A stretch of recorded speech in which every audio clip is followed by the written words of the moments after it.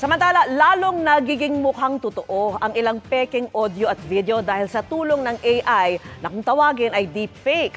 Pinangangambahang magamit yan sa eleksyon, kaya sa Kamara may inihaing panukala laban dyan. At nakatutok si Tina Pangliban Perez. Maraming Pilipino, tutok na tutok sa social media. Pero sa bilis at dami ng pagbabago sa teknolohiya, mahirap paniwalaan lahat ng ating naririnig at nakikita.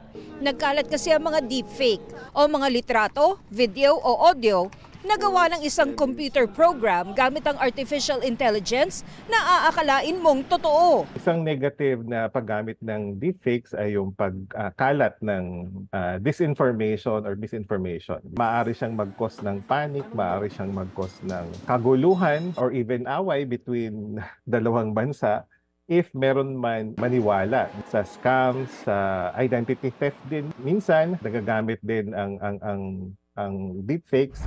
Base sa nangyayari sa ibang bansa, pinaniniwala ang magagamit din ng mga deepfake sa eleksyon 2025. Nakita na natin na sa ibang bansa, meron na talagang instances na ginamit nga yung deepfake para mangialam sa kung paano patakbuhin ang eleksyon, ang kampanya. Dapat alalahanin natin lagi na hindi lahat ng nakikita, naririnig natin ngayon online ay automatically totoo.